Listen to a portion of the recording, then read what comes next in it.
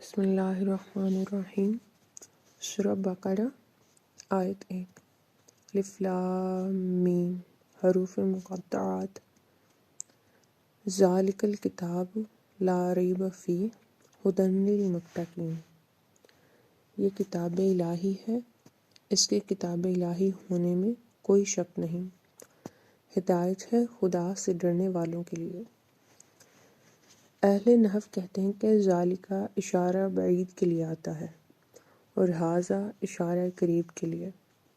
اس سے عام طور پر لوگ اس غلط فہمی میں مبتلا ہو جاتے ہیں کہ اگر کسی فاصلہ کی چیز کی طرف اشارہ کرنا ہو تو ذالکہ لائیں گے، اور اگر قریب کی کسی چیز کی طرف اشارہ کرنا ہو تو ھذا استعمال کریں گے۔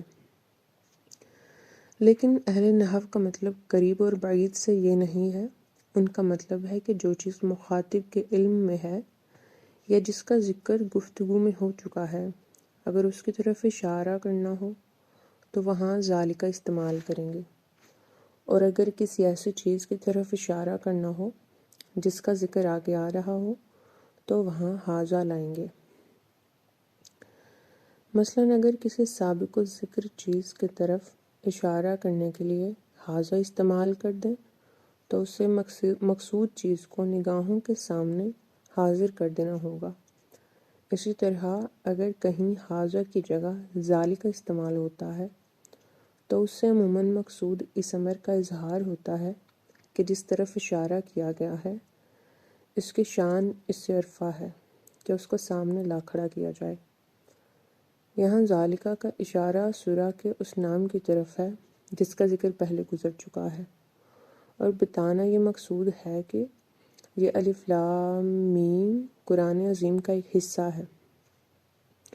قرآن میں اس قسم کے اشارات کی نظیریں بکثرت موجود ہیں، مثلاً ہا میم عین سین قاف کذالک یوحی الیک وإلی الذین من قبلک واللہ العزیز الحکیم۔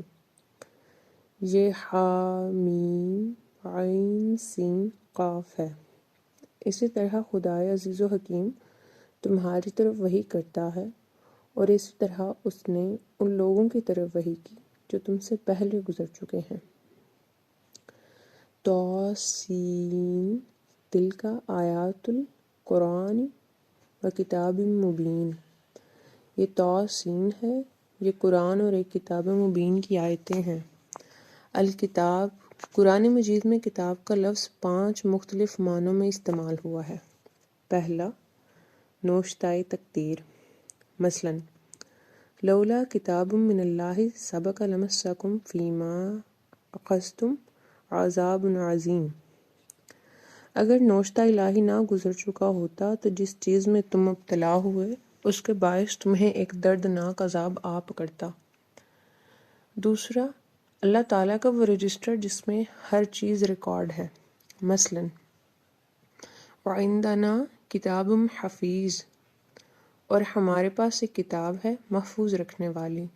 تیسرا، خط اور پیغام، مثلاً انی القی الی کتاب کریم، میرے پاس ایک گرامی نامہ بھجوایا گیا ہے۔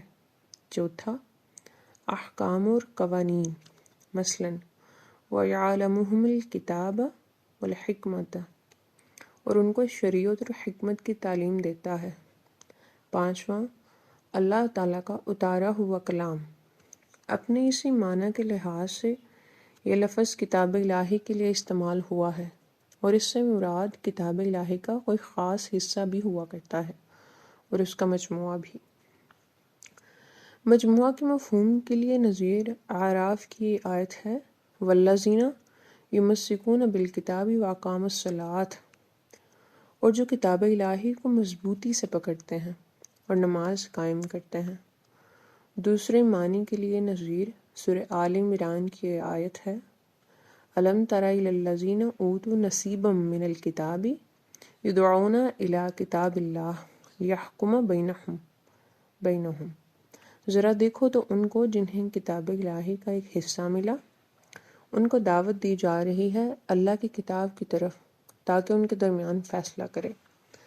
جس طرح کوئی لفظ اپنے مختلف معنی میں سے کسی ایک اعلیٰ اور ایک برتر کے معنی کے لیے خاص ہو جایا کرتا ہے، اسی طرح کتاب کا لفظ بھی خاص طور پر کتاب الہی کے لیے بولا جانے لگا، چنانچہ استعمال قدیم زمانہ سے معروف ہے۔ یہود انبیاء کے صحیفوں میں سے ہر صحیفہ کو صفر کہتے تھے، جس کے معنی کتاب کے ہیں۔ عیسائی مترجموں نے ان کتاب کو بائبل کا نام دیا، ان کے معنی بھی یونانی میں کتاب کے ہیں۔ اسی طرح ان صحیفوں کے لیے اسکرپچر کا لفظ استعمال ہوا، جس کے معنی لاطینی میں کتاب کے ہیں۔ الغرض کتاب کا لفظ کتاب اللہ کے لیے کوئی نیا استعمال نہیں ہے، یہ استعمال جیسا کہ واضح ہوا بہت قدیم ہے۔ قرآن نے بھی اس معنی میں اس لفظ کو استعمال کیا اور اپنے استعمالات سے اس معنی کو اس قدر واضح کر دیا کہ اس کے مخاطب استعمال کو بے تکلف سمجھنے لگ گئے۔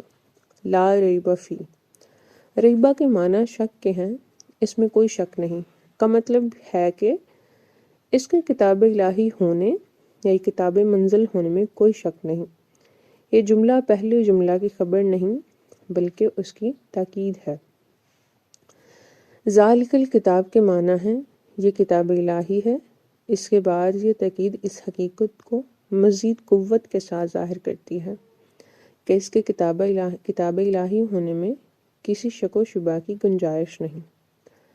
اگر اس کے معنی یہ نہ لیے جائیں تو پھر اس ٹکڑے کے لیے یہاں کوئی موضوع موقع ہی باقی نہیں رہ جاتا۔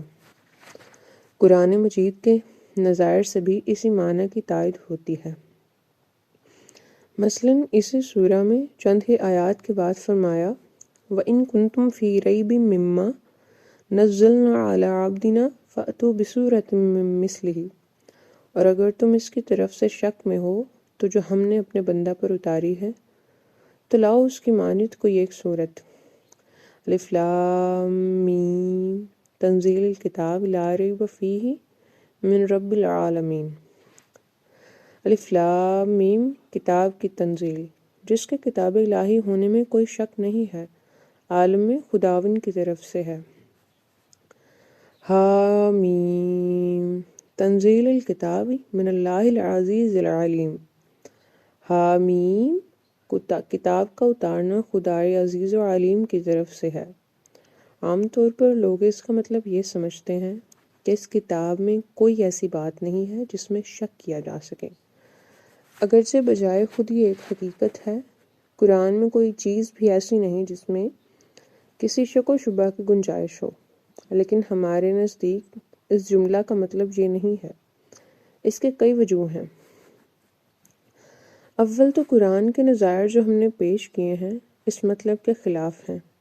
ثانیاً شک و شبہ کتاب کی صفات میں سے نہیں ہے بلکہ آدمی کے ذہن کی صفات میں سے ہے۔ ایک ٹیڑھے ذہن کا آدمی سیدھی سے سیدھی بات میں سے بھی کوئی نہ کوئی ٹیڑھ نکال ہی لیتا ہے، اس وجہ سے اس بات کے کہنے کا کوئی خاص فائدہ نہیں ہے۔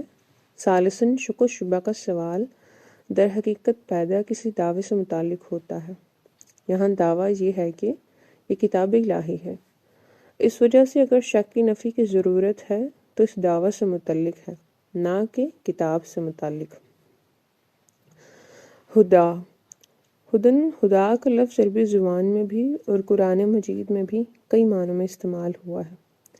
جن معنی کے نظائر خود قرآن میں موجود ہیں وہ مندرجہ ذیل ہیں۔ پہلا، قلبی نور و بصیرت، مثلاً والذین اہتدوا زادہم ھدی، اور جو لوگ ہدایت کی راہ اختیار کرتے ہیں اللہ ان کی قلبی بصیرت میں اضافہ فرماتا ہے۔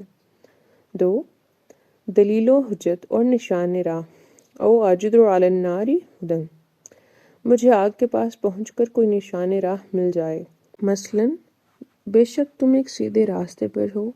یہیں سے لفظ طریقہ اور شریعت کے معنی میں استعمال ہوا ہے۔ اس معنی کی مثالیں بھی قرآن پاک میں موجود ہیں۔ مثلاً لیس علیک ھداھم ولکن اللہ یہدی من یشاء، تمہارے ذمہ ان کو ہدایت دینا نہیں بلکہ اللہ ہدایت دیتا ہے جس کو چاہتا ہے۔ قرآن مجید میں ظاہر ہے ان چاروں معنوں کے اعتبار سے ہدا ہے۔ للمتقین یعنی اس کتاب سے فائدہ وہی لوگ اٹھائیں گے جو متقی ہیں۔ جس طرح سورج چمکتا تو سب کے لیے ہے، لیکن اس سے فائدہ وہی لوگ اٹھاتے ہیں جو آنکھیں رکھتے ہیں اور جو ان آنکھوں کو دیکھنے کے لیے کھولتے بھی ہیں۔ اسی طرح یہ کتاب اتری تو سبھی کی ہدایت کے لیے ہے، لیکن چونکہ اس سے فائدہ فی الحقیقت وہی لوگ اٹھائیں گے جن کے اندر خدا کا خوف ہو، اس وجہ سے فرمایا کہ یہ متقین کے لیے ہدایت ہے۔ متقی کا لفظ ارتقاء سے ہے۔ ارتقاء کا لفظ قرآن مجید میں کئی معنوں میں استعمال ہوا ہے۔ ہم مثالوں سے اس کی وضاحت کرتے ہیں۔ پہلا، جس چیز سے نقصان پہنچنے کا خطرہ ہو اس سے بچنا، مثلا فَكَيْفَ تَتَّقُونَ إِن كَفَرْتُمْ يَوْمًا يَجْعَلُ الْوِلْدَانَ شِيبًا، اگر تم نے کفر کیا تو اس دن سے کیسے بچو گے جو بچوں کو بڑھا کر دے گا۔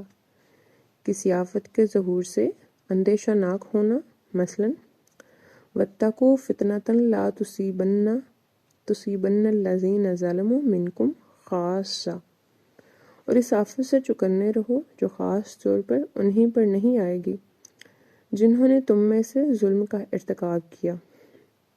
تیسرا، اس رب قدوس سے برابر لرزتے اور کانپتے رہنا جو اپنے شکر گزار اور وفادار بندوں پر رحم فرماتا ہے، جو کفر و معصیت کو ناپسند کرتا ہے، جو ہر ظاہر و پوشیدہ شے سے باخبر ہے۔ وَسِيقَ الَّذِينَ اتَّقُوا رَبَّهُمْ إِلَى الْجَنَّةِ زُمَرًا، اور جو لوگ اپنے پروردگار سے برابر ڈرتے رہے تو ان کو گروہ در گروہ جنت کی طرف لے جایا جائے گا۔ اس کا چوتھا مفہوم مذکورہ تینوں مفہوموں کا جامع ہے، یعنی گناہ سے اس کے برے نتائج اور خدا کے غضب کے ڈر سے بچتے رہنا۔ جب یہ لفظ مفعول کے بغیر استعمال ہوتا ہے تو عموماً یہی مراد ہوتے ہیں، اور اسی چیز کو تقویٰ سے تعبیر کیا جاتا ہے۔ وَإِن تُؤْمِنُوا وَتَتَّقُوا فَلَكُمْ أَجْرٌ عَظِيمٌ، اور اگر تم ایمان لاؤ گے اور تقویٰ اختیار کرو گے تو تمہارے لیے بہت بڑا اجر ہے۔ اس تشریح کی روشنی میں متقی وہ شخص ہوگا جس کے دل میں خدا کی عظمت اور اس کے غضب کا خوف سمایا ہوا ہو، اور جس کو گناہوں کے نتائج کا پورا پورا احساس ہو۔